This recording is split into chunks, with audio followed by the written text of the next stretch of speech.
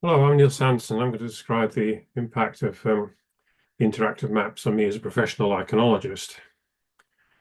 And they proved to be very useful when visualizing data that BLS holds when planning for work.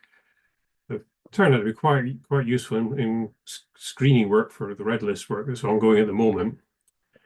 But when it gets down to it, you really have to get the regional data from Janet and collect your own data and get it into QGIS and make maps like the one on the right there. So the main impact of the interactive map on me really has been counteract my ingrained approach to lichen recording of prioritizing what's important for the job. When you're collecting conservation data and field surveys, you have to collect a large amount of data to make useful maps like the one on the right. And you have to concentrate on the job at hand. So I've tended to just record rare things, interesting things, and ignore some of the commonplace things to a greater extent than I should do, really. And this even extended to my COVID project, which was surveying all the 1 km squares and New Forest common grazings for lichens of interest. Recording all the species would have been a huge project, and it wouldn't have got nearly as much done. Nearly there, it's the green blocks on the map on the left there. And we've only got 16 to go now. So my lichen recordings tends to be very goal orientated. So one of the first things I did when the interactive maps came online was I checked my own home square, which you can see on the right there. I was a bit shocked to find I'd only recorded just over 80 taxa, with many common species missing. I thought I'd recorded a lot more during my little COVID jaunts locally. So I decided that had to change, and I started recording every species I could identify. The square is within the New Forest National Park, and it does include a little corner down the bottom left there of New Forest common grazings within New Forest SSI and SAC. And it includes a little bit of one of the richest lowland beechwood forests in Europe, with a bit of wet unimproved grassland. And the rest of it is farmland close from similar habitat in about 1810, and suburbia on the form of pre-war urban development. You can see the density of my recording. The habitats include an average bit of old-growth beech woodland, beech holly pasture woodland. It's not outstanding, but it's stuffed with new and rare species, including one new graphis, which was potentially new to the world, which is very exciting. It wouldn't have been found without concentrating on this project. The grassland is wet shortgrass Millenia cirsium sectum grassland, which is quite a rare habitat, but it's not very lichen rich because it's very wet. But there was a weird occurrence of the critically endangered Cladonia pisiformis on a drain cover of all places.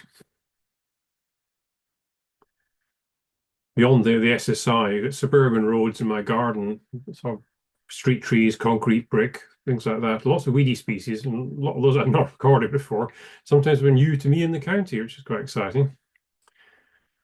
Farmland has got 18th century enclosure oaks, and not very accessible, but we did find a few notable species on oak along the rights of way, including one that wasn't on the open forest, but is elsewhere in the open forest. The grand total is now 194, with a varicate area on my plant pot still to identify. I'll get to 200. I've still got a bit of lichenicolous work to do. Just a bit of skimmed a bit of the data, just see how it was panning out. The SSI includes 76 species likely to confine to this area, which include a lot of 3 red list species, 8 near threatened species, 21 notable, and a Southern Oceanic Woodland Index score of 24. So almost an SSI in its own right. The other areas include 32 likely to be confined to these areas, and only 2 of the species areas were notable, and 1 not seen in the SSI. So it shows the SSI selection criteria do sort of work. I think an average mix of countryside, suburban, lowland squares should have more than 100 species. It's a question rather than a statement. It was fun, forcing me to get out of my comfort zone. Intensive recording of 1 km squares could be a good long-term monitoring method, especially if quite a few years elapse between when it's done and when it's re-monitored. I think it would be very interesting. And basically, get around your house, see how much you can find. It's good fun. Little gallery quickly.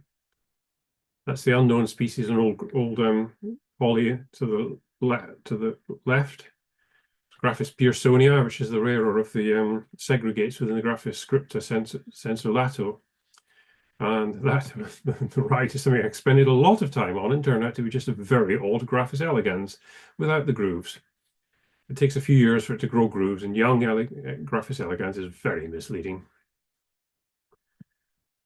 That's my very strange occurrence of Cladonia pisiformis. It's not quite so strange in a forest context. It is growing in a mound of semi-calcareous Barton clay, which is a very favourite habit of it is. It just happens to be growing on a manhole drain cover on that mound. I was quite surprised to find that. And these are some of the species I was overlooking before, lichenicolous species mainly found on street trees. Thank you very much. And since I'm recording this later, a little bit of an update. The total is now at 201. I've made it. And the 200th species was satisfyingly Dicoporus zipfii in its third British location, something we found recently in the New Forest and Kudukar elsewhere. And that's it on the right there. Number 201 was the rather more prosaic Caloplaca flavocintra on my garden wall. Thank you very much.